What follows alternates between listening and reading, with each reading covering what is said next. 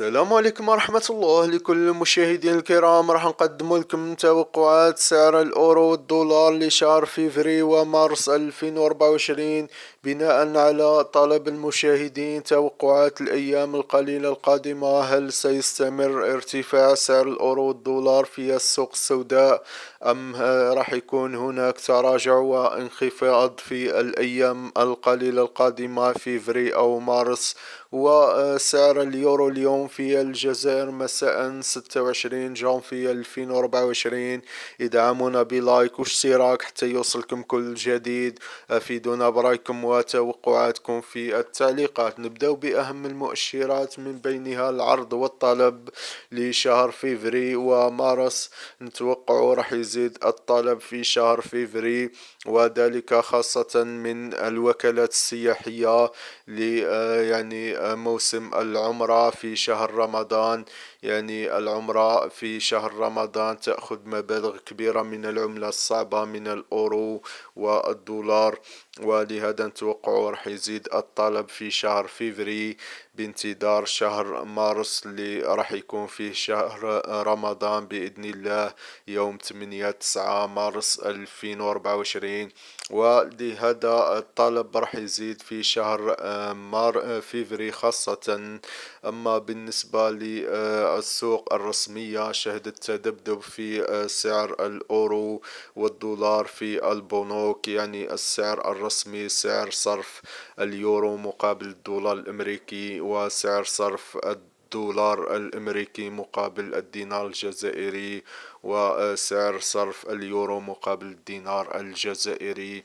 يعني أسعار الصرف شهدت تذبذب هذه الأيام، وبانتظار مؤشرات أخرى وتجتمع المعلومات راح نديرو لكم فيديو فيه كل التفاصيل عن سعر الصرف للدينار الجزائري مقابل اليورو والدولار، وسعر صرف اليورو مقابل الدولار الأمريكي اللي يحدد سعر الدولار الأمريكي في السوق السوداء. بالنسبة للعرض والطلب وهو أهم مؤشر لشهر فيفري، نتوقع يزيد الطلب على العملة الصعبة، ونتوقع يرتفع سعر الأورو. أما في شهر مارس نتوقع يتراجع الطلب، يعني بعد أن الوكالات السياحية راح تتوقف عن شراء العملة الصعبة مع بداية العمرة لشهر رمضان. ويعني حتى الأورو اللي معروض للبيع راح يكون كبير في شهر مارس، خاصة الناس اللي خبوا الأورو ويستناوه يطلع. يعني بعد فيفري راح يكون هناك فائض في السوق الموازي لعملة الأورو خاصة، ولهذا نتوقع في شهر مارس يتراجع سعر الأورو في السوق السوداء. أما بالنسبة لتوقعات شهر فيفري ومارس، حاليا الأسعار هي يعني مستقرة. الأورو 2,370 الشراء المبالغ الصغيرة، والبيع 2,390، والدولار الأمريكي 2,180 والبيع 2,200. أما بالنسبة للتوقعات لشهر فيفري، نتوقع أن سعر الدولار الأمريكي ممكن يوصل 2,200 في الشراء، والبيع 2,220، ومتوقف أيضا على سعر صرف اليورو مقابل الدولار الأمريكي. ممكن يرتفع في البنوك، وكل ما يرتفع يعني وينقص الفارق بين اليورو والدولار ب1 دولار. يعني 100 يورو حاليا تساوي 109 دولار أمريكي.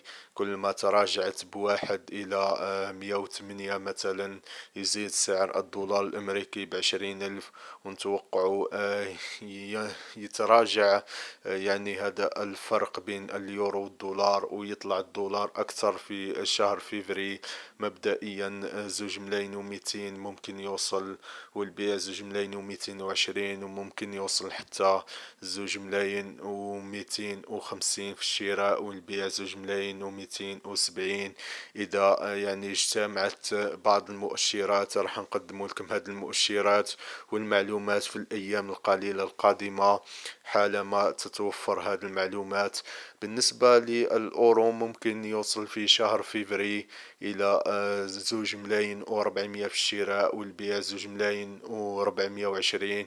وفي شهر مارس ممكن يتراجع، خاصة مع الأسبوع الأول مع قدوم الجالية الجزائرية لقضاء شهر رمضان في الجزائر، واللي يجيبوا معهم مبالغ كبيرة من العملة الصعبة من اليورو خاصة.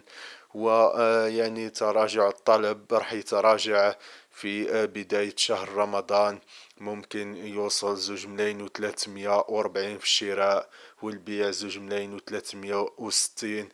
هذا والله أعلم بانتظار يعني التوقعات اللي فيها معلومات أكثر في هذا الأسبوع القادم بإذن الله. وعلى الأغلب الأورو راح يرتفع في شهر فيفري ويتراجع في شهر مارس، والله أعلم.